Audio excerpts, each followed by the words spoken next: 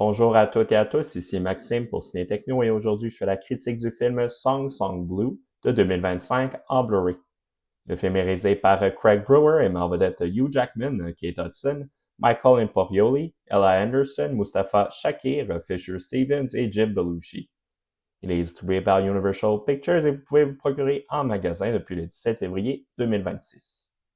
Mike Sardina, un chanteur surnommé Lightning qui fait des interprétations de chansons connues, fait la rencontre de Claire, une autre chanteuse se spécialisant dans la même activité. Les deux vont s'associer pour former le duo Lightning and Thunder. Ils vont se faire connaître en reprenant les succès de Neil Diamond, notamment la célèbre chanson Sweet Caroline. Ce long-métrage s'inspire du documentaire du même nom de Greg Cose, sorti en 2008, qui aborde la vraie histoire de Mike et Claire Sardina. Song Song Blue a bien fonctionné en salle, accumulant 57 millions de dollars pour un budget de 30 millions de dollars. La performance de Kate Hudson lui a valu plusieurs reconnaissances, notamment des mentions aux Golden Globes et aux Oscars. Song Song Blue est un bon film. Il propose de solides moments musicaux et des personnages attachants. Cependant, il s'étend un peu trop en longueur et le virage dramatique n'a pas la même efficacité que le dynamique premier tiers. Avec ce drame biographique, le réalisateur et scénariste Craig Brewer se distingue de d'autres films en s'intéressant à des imitateurs du chanteur Neil Diamond plutôt qu'à l'artiste lui-même. Avec le documentaire préexistant, une certaine quantité de contenu sur le duo était déjà disponible. Toutefois, il demeure que cette adaptation me semble manquer un peu de substance. Un autre bémol concerne le passage du temps. Les événements racontés dans le long-métrage se sont échelonnés sur 17 ans, mais les personnages ne vont pas vieillir, surtout les enfants. De plus, les péripéties s'enchaînent de manière succincte. Sans rentrer dans les détails de l'intrigue, il y a une rupture importante dans le ton du film après un événement tragique. Dans cette partie, la psychologie des personnages semble un peu déficiente et simpliste. L'effet dramatique est présent, mais en comparaison avec le premier tiers du film, le public ne se sent pas autant engagé. À l'inverse, le long-métrage débute avec un ton joyeux et positif. Un peu ringard, mais l'important est que ça fonctionne. Hugh Jackman est vraiment le choix parfait pour interpréter Mark Sardina. Comme à son habitude, l'acteur dégage un charisme. Il est tout à fait crédible quand il parle de son désir de divertir. Jackman étant un habitué des performances vocales avec à son actif des succès comme The Greatest Showman et Les Misérables, il ne déçoit pas dans ses reprises des succès de Neil Diamond. Kate Hudson offre certainement sa meilleure performance depuis plusieurs années. L'actrice et chanteuse développe rapidement une chimie avec Hugh Jackman tout en offrant un personnage touchant et attachant.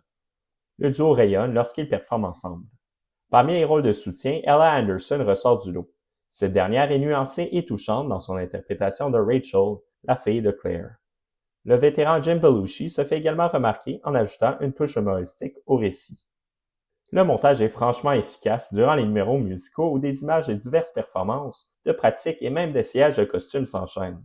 L'ensemble donne du rythme à ces moments tout en offrant l'opportunité de découvrir que Neil Diamond ne se résume pas uniquement à son succès Sweet Caroline. Le transfert en Blu-ray est très bien.